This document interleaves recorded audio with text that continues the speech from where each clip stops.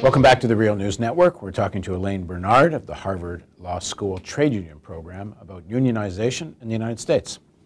So talk about this issue of the difference between the wages and benefits of unionized workers versus non-unionized workers, and that gap and what it means in terms of the motivation for employers. Sure, in one sense, the U.S. labor movement, we've talked a lot about its density. It's low, it's only 12% of the workforce is unionized. Looking at it another way, it's probably the most successful trade union movement in the world. Why? Because it's got the highest wage premium. What is the wage premium? That's the difference between what a union member earns versus a non-union member doing more or less the same work. And that gap is higher in the U.S. than most industrialized countries. It's the highest in the world at 30%. Canada, for instance, is half of that. And if we go to the UK, it's probably 2 or 3%. If you go to continental Europe, it doesn't exist. So why is that? What a successful labor movement does is first win things for their own members. That's a good thing, and you don't stay in office long if you don't do that. But then you seek to socialize it. By that I mean you win it for your own members, but then through political action, through other things, you look to spread it to the entire workforce. Now, why do you do that? You do that because it's much easier to hold on to if everybody else has it. Also, you don't put your employer at a competitive disadvantage with other employers. So what the European labor movement's been a little more successful in doing, and that's why they have higher rates of unionization, is what they first win for themselves. They have much broader bargaining, so that they're bargaining not just for, you know, this individual plant or that. They're bargaining the level of the national organization. So certainly one of the big issues there would have been health care, where health care for unionized workers is a hard-won benefit.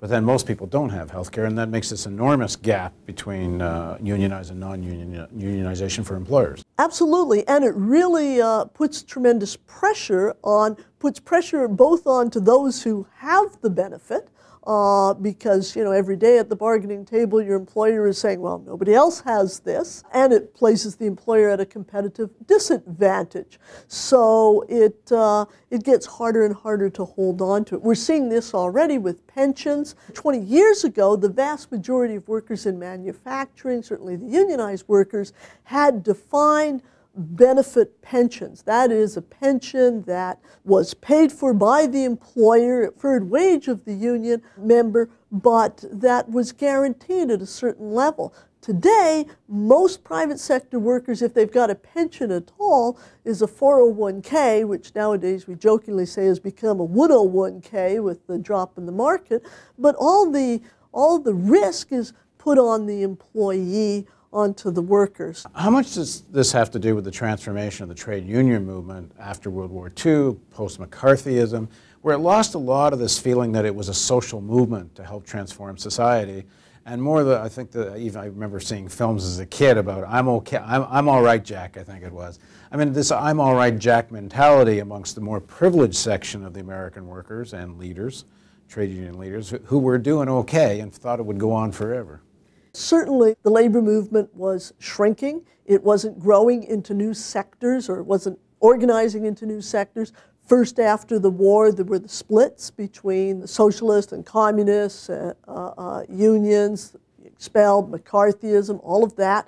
But also, there was the failure to organize in the South. I mean, the first runaway plants weren't runaway to foreign countries. It just looked pretty foreign, but to the South and to the non-unionized South. Then there was legislation that weakened unions, that made it much harder to organize. And really, into the 1980s, the unions continued to grow, but grow not as quickly as the workforce as a whole. And because of that, really a little bit of a sleep at the switch, not really noticing it. By the time you notice it in the 1980s and 90s, now you're working from a much smaller base, and then that movement needs to be a solidaristic movement that, you know, what we demand for ourselves, we desire for all. So to not just win it for your own members, I think there was a feeling, too, that, hey, 30% wage premium, look at all of these benefits. Who wouldn't join a union? And not recognizing that, people join unions often, not just for the benefits, but often it starts with a sense of dignity. The other thing we know now through a lot of organizing and campaigns is that with all the organizing that's going on, last year 500,000 new folks joined the American labor movement, so 16 million. The vast majority of people, those 16 million in the labor movement today, overwhelmingly didn't join unions through new organizing. They got a job. They got a job in a workplace that was already organized and found themselves as a member of the union. These aren't people who sought work as a nurse or a police officer or as a firefighter or as a healthcare worker, as a government employee, as a stealth method to become a union leader. These are folks who got jobs and then discovered that they were in a union.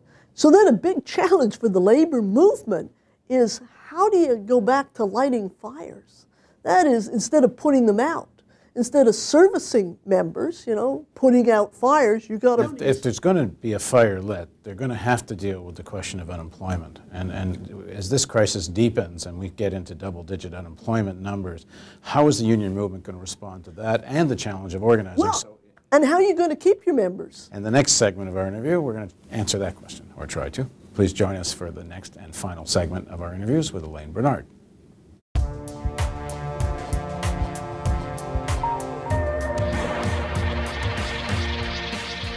There are times when reality just asserts itself. In spite of the haze created by television news and entertainment, sometimes crisis rips a tear in the fabric of myth and propaganda. Now a profound economic crisis has ripped asunder the American dream itself. Millions of people losing jobs and homes.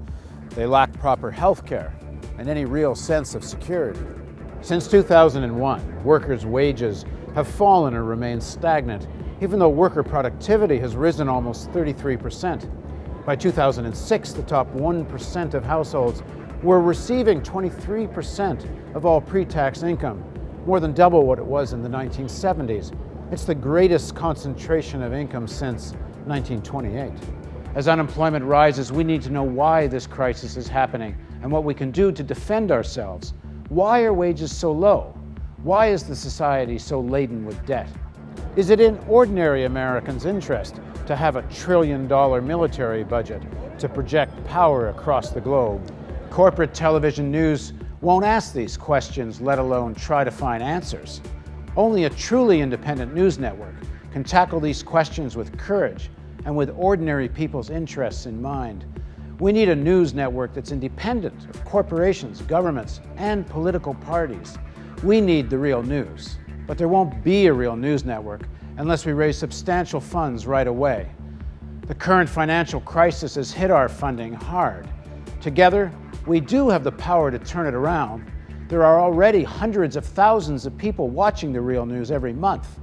If everyone pitches in, we can build an internet and cable television network that will change the face of media forever. You can organize house parties, talk to friends at school and at work, send email blasts and spread the word. Distribute this video to everyone you know. Pick up the phone and call a few friends and suggest they visit therealnews.com. Invest just 10 minutes a day to ask friends and colleagues to join the campaign to create a truly independent source of internet and television news. Together, we can build this network. Just 50,000 people at $10 a month gets us to our first level of sustainability. You can help us reach this goal, and when we do, we'll move to television in millions of homes across North America. Help us reach an audience in the millions. Please contribute generously. Spread the word. Let's make the Real News television network a reality.